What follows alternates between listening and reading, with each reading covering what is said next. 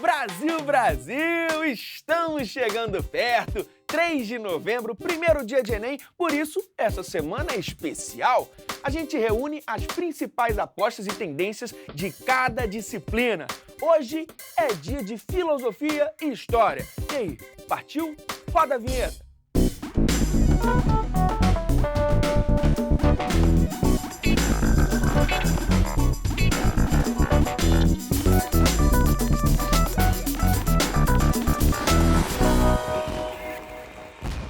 Hora do Enem no ar! O ser humano é curioso por natureza. Quem nunca se perguntou de onde viemos, para onde vamos e como entender melhor o mundo que nos cerca? A filosofia nasceu dessa necessidade, não necessariamente de achar uma resposta, mas para pensar, aprofundar, elaborar. De Platão a Descartes, de Aristóteles a Sartre. A gente viu tudo isso ao longo desse ano. Tô certo, professor Paulo Andrade? Tá certo. Seja muito bem-vindo mais uma vez, professor. Eu que agradeço o convite. Ainda mais agora, assim, né? Na cara do gol. É, tá chegando, hein, professor? Tá chegando. Vem cá, o que tem aparecido no Enem nas questões de filosofia? A gente vê um movimento, né? Um Enem que, no início, lá atrás, quando apareceram as primeiras questões de filosofia e sociologia, eram mais abrangentes, muito interpretativas e tal. E se você olhar a questão, você vai ver até que a resposta está no texto. E de uns anos para cá, o que a gente vê é exatamente um aprofundamento no conteúdo. E aí isso vai exigir do candidato que está fazendo a prova conteúdo, estudo prévio, mas se ele já assistiu a Hora do Enem, ele está preparado, né? Porque a gente trabalhou pra caramba esse ano. E o que você acha que a galera tem que ficar atenta? Se olharmos para as últimas provas, a gente vê o seguinte desenho. Uma ênfase muito grande em filosofia antiga e filosofia moderna. Aparece filosofia medieval? Sim, bastante. Ano passado tivemos 2 questões de filosofia medieval. Mas não aparece com tanta frequência quanto filosofia antiga e moderna. Eu apostaria nessas 2, com certeza. Certamente cairão questões de filosofia antiga e filosofia moderna. E aí sobra para uma aposta ou outra a filosofia medieval, que acho menos provável, porque já caíram questões ano passado, e filosofia contemporânea. E na filosofia contemporânea, dá para você relacionar com outras áreas de conhecimento, dá para você relacionar com movimentos históricos, é mais fácil. Você citou na abertura o Sartre, então Sartre dá para você relacionar com Segunda Guerra Mundial, dá para você relacionar com Guerra Fria, descolonização afroasiática, não só dentro da filosofia, mas nas ciências humanas como um todo. Bom, você trouxe 2 questões que dá para ver bastante sobre tudo isso que você falou. Bora dar uma olhadinha? Vamos lá.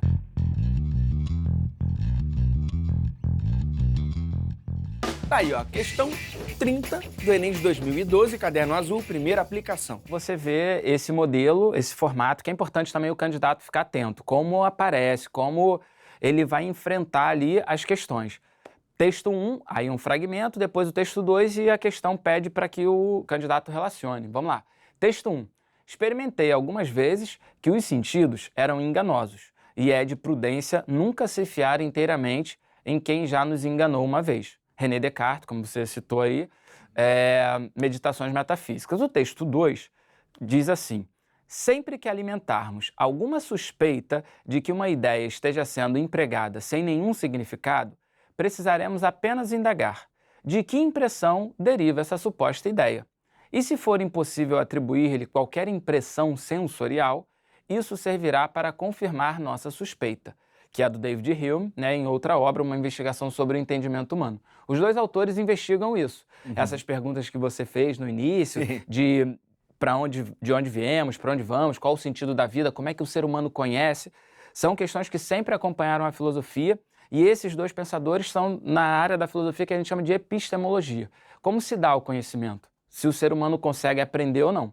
O Descartes está de um lado, que defende que o ser humano tem ideias inatas, e o David Hume está de outro lado, achando que as nossas ideias elas vêm a partir das impressões sensoriais, ou seja, dos nossos sentidos. Descartes é um racionalista e o Hume é um empírico. Aí o comando da questão faz assim, ó. Nos textos, ambos os autores se posicionam sobre a natureza do conhecimento humano. A comparação dos trechos permite assumir que Descartes e Hume, e aí por mais que a questão seja difícil, considerada de dificuldade média ou elevada, pelos termos que aparecem, se ele já souber quem é Descartes e onde ele encaixa, se ele já souber quem é Hume e onde ele encaixa, a questão fica fácil, que aí sobra para a gente, né, a letra E. Atribuem diferentes lugares ao papel dos sentidos no processo de obtenção do conhecimento. O René Descartes, como ele é racionalista, ele acha que a gente não pode confiar nos sentidos. É o que ele diz lá no trecho. Não é prudente se fiar inteiramente em quem já nos enganou uma vez. Ele acha que os sentidos nos enganam. Se está chovendo lá fora, se não está, se a gente vê alguma coisa com os nossos olhares ou percebe através do olfato, tudo isso está sujeito ao engano, segundo Descartes. E o David Hume não. Tudo tem que vir de uma impressão sensorial, não existe ideia inata. Essa questão é muito boa porque só de ler você já anda aí num dos temas que mais apareceram no Enem ao longo de todos esses anos. Isso para o candidato, para estudar, fazendo questão é muito bom. Então vamos aproveitar o embalo e partir para outra questão que você trouxe? Vamos lá. Tá aí, questão 79 do Enem de 2018, caderno azul, primeira aplicação. Olha, diferente da outra, você tem um trecho pequenininho, você tem um trecho curto e ela é pontual, ela é bem mais direta, né? Bem mais assertiva do que a outra. A quem não basta pouco, nada basta. Aí é Epicuro. E aí, qual é a dificuldade? O candidato tem que saber quem é Epicuro, tem que saber onde ele se encaixa no tempo e no espaço. E a questão, né, já direciona isso pra gente, ó. Remanescente do período helenístico, a máxima apresentada valoriza a seguinte virtude. Aí, antes da gente ler, o que a gente precisa lembrar? Quem é Epicuro e onde ele se encaixa na história da filosofia. A questão ali remanescente do período helenístico é importantíssimo para se situar. Muito, porque o candidato ele tem que treinar o olhar para obter informação de tudo que a questão oferece. Pode ser numa citação, pode ser numa legenda, numa fonte, pode ser num gráfico, pode ser numa charge, numa imagem. Tudo está ali por alguma razão. Então, o candidato tem que saber procurar essas informações. E você já foi ali olhar clínico. Período helenístico, que é na história antiga, que é da filosofia antiga, pós o período clássico. Então, o que a gente tem na filosofia antiga? Os pré-socráticos, como o próprio nome sugere, antes de Sócrates. A gente tem o período clássico com Sócrates, Platão e Aristóteles. E depois de Aristóteles, se inicia ali o período helenístico, que é um período, entre aspas, de declínio, porque a produção filosófica ela não foi tão rica, tão extensa, tão profunda quanto de Aristóteles e Platão. E aí o Epicuro ele está nesse meio, junto com outras correntes helenísticas. Você tem o epicurismo, você tem o cinismo, você tem o ceticismo. São correntes filosóficas que defendem basicamente o quê? Que a gente tem que parar de se perguntar sobre a origem do bem ou da verdade, coisas que o Platão buscava, e a gente tem que buscar como viver melhor. Isso caracteriza as diferentes características helenísticas. Como a gente vive melhor, de que maneira a gente passa por essa vida sem sofrer tanto. Então você vai ver, por exemplo, correntes helenísticas dizendo que desejar alguma coisa é pedir para sofrer. Então quanto menos você desejar, menos você sofre. E aí você não pode ter nada e assim vai. Remanescente do período helenístico, a máxima apresentada valoriza a seguinte virtude. Letra A. Esperança, tida como confiança no porvir, no futuro. B. Justiça, interpretada como retidão de caráter. Letra C. Temperança, marcada pelo domínio da vontade. Letra D. Coragem, definida como fortitude na dificuldade. E letra E. Prudência, caracterizada pelo correto uso da razão. Qual é a dificuldade dessa questão? Primeiro, você tem termos que se o candidato não tiver hábito de leitura, ele pode se perder, por exemplo, porvir, temperança, não são termos corriqueiros. E a outra dificuldade é que várias dessas opções estariam certas se a pergunta fosse outra. Se a gente perguntasse, por exemplo, a opção E, ela faz muito sentido para Aristóteles. O Aristóteles fala da prudência no uso correto da razão. Só que a questão não quer saber de Aristóteles. Isso distrai o aluno, pode distrair o candidato. Então, a nossa resposta aqui é a letra C. A temperança marcada pelo domínio da vontade. O que é temperança? Uma espécie de meio termo, uma espécie de você ser uma pessoa mais comedida, de não ser tão inclinada às paixões. Inclusive é da tradição filosófica a ideia de chamar paixão ou os desejos de paixões, porque vem do latim patos, que significa doença.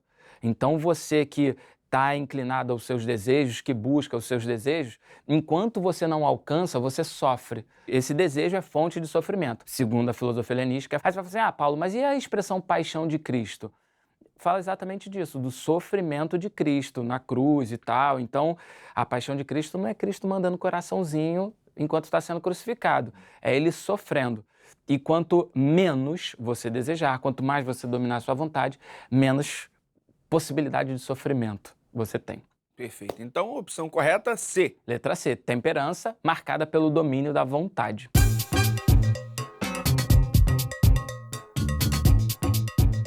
A prova é nesse próximo domingo. E aí, qual o recado que você manda pra galera? Primeiro, calma. Tem que ter calma, tem que respirar, tem que ler com atenção. E lembrar que o candidato está preparado. Ele já fez vários exercícios antes, ele já assistiu vários programas. Ler com calma e administrar o tempo. Saber que existe aquela questão na prova do Enem chamada TRI, que você precisa saber quais são as questões mais fáceis, as que não são, porque isso vai influenciar diretamente na sua pontuação, independente do número de questões acertadas. E para a filosofia especificamente, esse hábito de leitura e fazer os exercícios como a gente fez aqui ao longo do ano. Fazer questões antigas, ver como a prova do Enem foi mudando ao longo do tempo e perceber que a prova inteira do Enem, pelo menos até o ano passado, ela sempre se comunicou. Então, uma questão que é levantada na prova de linguagens, ela vai retornar na prova de ciências humanas, ela pode ser retomada no tema da redação e assim vai. Ela se comunica. Pelo que você falou, ainda dá tempo de revisar alguma coisinha. Sempre dá. Se o aluno conseguir, se o candidato conseguir segurar, conter nervosismo, dá tempo de estudar sim, e agora é aquela leitura leve, aquele treino para relaxar, sabe? Aquela leitura para só refrescar, mas sem pressão. Se você começar a ler e perceber que isso está te deixando nervoso, para e vai caminhar, vai sair para tomar um café com quem você gosta. Perfeito. Professor, muitíssimo obrigado. É sempre um prazer ter você aqui com a gente. Eu que agradeço, meu amigo. Eu que agradeço. E agora a gente fala de história. A ciência que estuda os acontecimentos do passado para tentar entender melhor a realidade do presente.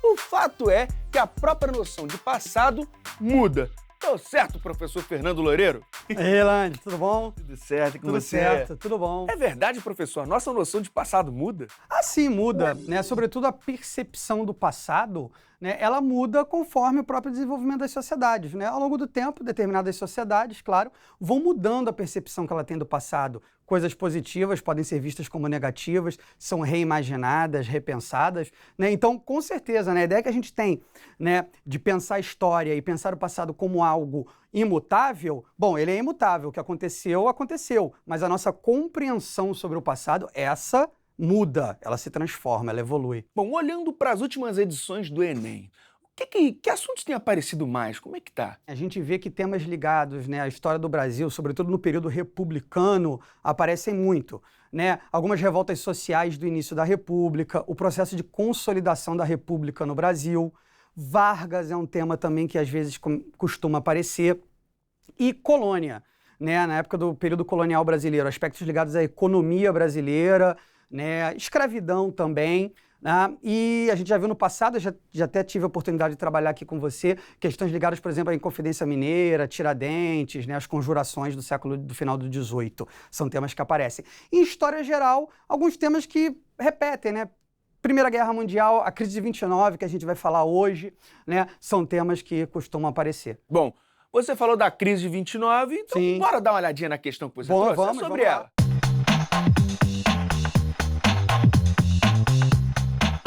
Tá aí, questão 70 do Enem de 2017, caderno azul, segunda aplicação. Explica pra gente, professor, por que você selecionou essa questão para começar? É porque ela é uma questão que eu achei bem representativa do tipo de questões que podem cair de século XX, de história contemporânea, né? De um tema que já apareceu, né, algumas vezes no Enem, que eu acho que é um tema que você não pode deixar de Não saber. pode ir sem saber. Não né? pode ir para o Enem sem saber o básico sobre a crise de 29, tá? Porque é um tema fundamental, tá? Então, vamos lá. Mas a Primeira Guerra Mundial foi seguida por um tipo de colapso verdadeiramente mundial, sentido pelo menos em todos os lugares em que homens e mulheres se envolviam ou faziam uso de transações impessoais de mercado. Na verdade, mesmo os orgulhosos Estados Unidos, longe de serem um porto seguro das convulsões de continentes menos afortunados, se tornaram o epicentro deste que foi o maior terremoto global medido na escala Richter dos historiadores econômicos, a Grande Depressão do Entre Guerras. É um texto do famoso historiador britânico Eric Hobsbawm, do seu livro A Era dos Extremos, o Breve Século XX, que é também já um clássico sobre história contemporânea, né? Hobsbawm é um historiador que vira e mexe aparece em questões, sobretudo, sobre século XVIII, XIX, Era das Revoluções. Ele é conhecido como historiador da era contemporânea, né? Aí ele vem. A grande depressão econômica que se abateu nos Estados Unidos e se alastrou pelo mundo capitalista deveu-se a... E aí vamos analisar as opções. Bora. Tá? Uma por uma e procurando o que pode estar certo, o que está errado ali, e claro, eliminando as erradas. Vamos ver a produção industrial norte-americana ocasionada por uma falsa perspectiva de crescimento econômico pós-Primeira Guerra Mundial. Essa opção tá legal. Essa opção tá bacana, mas a gente não vai sair marcando a primeira que a gente leu. Não se faz isso. Calma Temos aí, né? 4 ainda aí que a gente tem que analisar. Tá? Vamos lá. A B. Vitória alemã na Primeira Grande Guerra e, consequentemente, sua capacidade de competição econômica com os empresários norte-americanos. Temos um grave problema aí. A Alemanha não venceu a Primeira Guerra Mundial. A Alemanha foi derrotada na Primeira Guerra Mundial. Então, já temos um erro factual básico aí na B. O mínimo do mínimo. Né? O mínimo do mínimo. Você tem que ir sabendo que a Alemanha perdeu a Primeira Guerra Mundial, né? Então, essa daí tá fora. C. Desencadeamento da Revolução Russa de 17 e a formação de um novo bloco econômico capaz de competir com a economia capitalista. Não. A Revolução Russa de 17, ela evidentemente é importante, é um tema fundamental da história contemporânea, mas não uma relação direta dela com a crise de 29. Mesmo porque a gente só pode falar mesmo na formação de um bloco econômico socialista depois da Segunda Guerra Mundial, com a expansão do socialismo, né, do comunismo para a Europa Oriental e depois para a China e para a Ásia, né? Então, falar de um bloco econômico socialista a partir de 17 logo, está muito rápido, está muito adiantado. A União Soviética, pelo contrário, ela estava isolada, né, nos primeiros anos, né, depois da Revolução. Então, essa C aí também sem chance. A D. Guerra Fria, que caracterizou o período de entreguerras, provocando insegurança e crises econômicas do mundo. Aqui a gente já tem outro erro factual e cronológico que tem que gritar para você. Né? Quando a gente fala de Guerra Fria, a gente está falando do pós-Segunda Guerra Mundial. Né? Você está falando ali do final, né, dos anos 40, né? Existem alguns debates sobre quando começa exatamente a Guerra Fria, a gente não precisa entrar nesse debate, mas lá para 47, 48, você tem a Guerra Fria já como uma realidade geopolítica, e ela se estende até a queda do Muro de Berlim e o colapso da União Soviética, já no final dos 80 e início dos 90. Nada a ver com o período entre guerras, que é 19 e 39. Então, essa D esquece, não pode. E a E. Tomada de medidas econômicas pelo presidente norte-americano Roosevelt, conhecidas como New Deal, que levaram à crise econômica no mundo. Essa daí, ele está jogando uma informação que tem a ver com a crise de 29, mas ele está te induzindo ao erro. Se você lê e não interpreta bem, você pode escolher essa, por exemplo? Pode. Ou se você tiver um conhecimento muito superficial, você só ouviu falar da crise de 29, você pode ser induzido a esse erro. Por quê?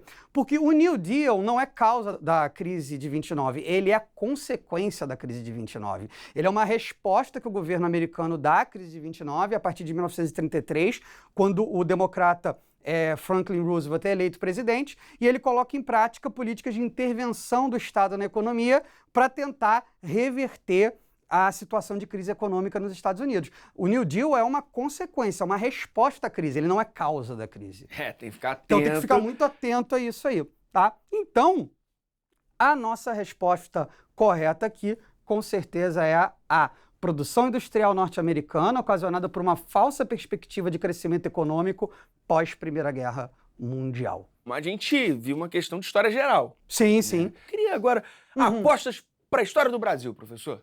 estudar e analisar aquele período da Primeira República, que isso é um tema muito interessante, questão das oligarquias, República do Café com Leite, a própria consolidação da República com a participação de militares, o governo do Deodoro, o governo do Floriano Peixoto. Eu acho que esses temas aí são temas interessantes. E talvez, quem sabe, a participação do Brasil na Primeira e na Segunda Guerra Mundial, né? A Segunda Guerra Mundial, a gente tem a participação de Forças Armadas Brasileiras na Segunda Guerra Mundial, na Itália, a aviação, a Força Expedicionária Brasileira, né? O próprio processo de envolvimento do Brasil na guerra, o alinhamento com os Estados Unidos e a causa aliada, de repente também é uma pedida aí para você analisar e estudar com calma a parte de Brasil. Certo carinho, né? Bom, Um certo carinho. reforçando só o gabarito, opção A. A, exatamente. Show de bola.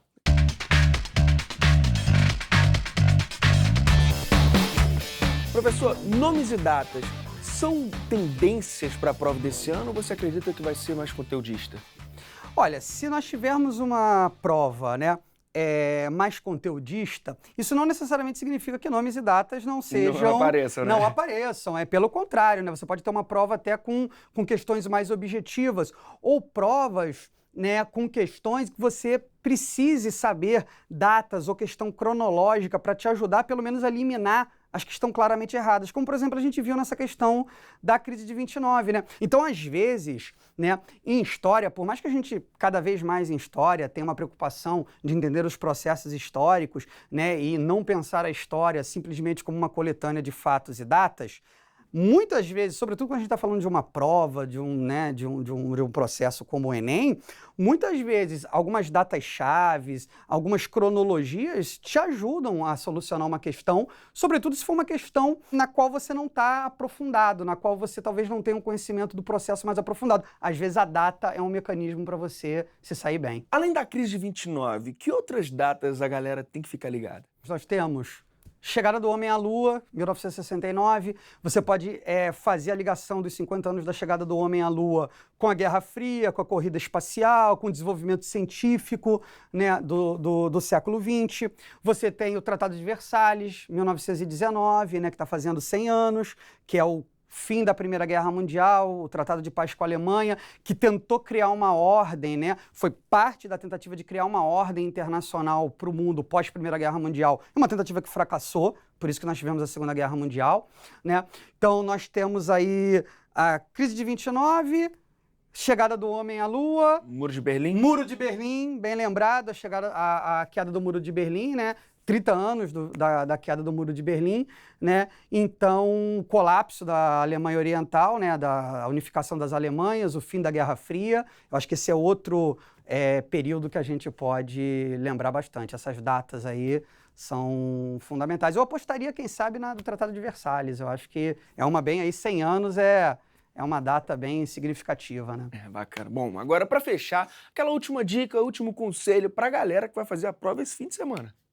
Olha, eu acho que você tem que ficar calmo, tranquilo, né? Revisar os assuntos com atenção, tentar identificar onde que você tem mais fraqueza, quais são os temas ali que você está com um pouco de dificuldade e tentar aprofundar, mas sobretudo ir para a prova com tranquilidade, né? Muitas vezes o nervosismo é o nosso maior inimigo, né? Às vezes você sabe e fica nervoso e tem dificuldade na prova. Não, vá com tranquilidade, faça a prova com calma, leia tudo com atenção, entenda o que está sendo perguntado ali, o que a banca quer saber de você ali naquela questão e vá com calma que vai dar tudo certo. É isso aí. Muito, muito obrigado, professor, por toda a ajuda, viu? Valeu mesmo. É um prazer. A gente continua. Calma aí. Tá bom, ainda tá com dúvida? O professor Fernando Loureiro e eu vamos continuar ao vivo. Onde? Nas redes sociais da TV Escola. No Facebook é fb.com/TV Escola. No Instagram é @TV Escola. E no YouTube é youtube.com/TV Escola. O horário, 6h30 da tarde. O programa de hoje fica por aqui, mas amanhã a gente volta com as tendências de Sociologia e Geografia. Fui! Tô só esperando disparar aqui a contagem regressiva aqui, ó. Brincando. Pode ir? Hora do Enem no ar! Desculpa, já comecei errado.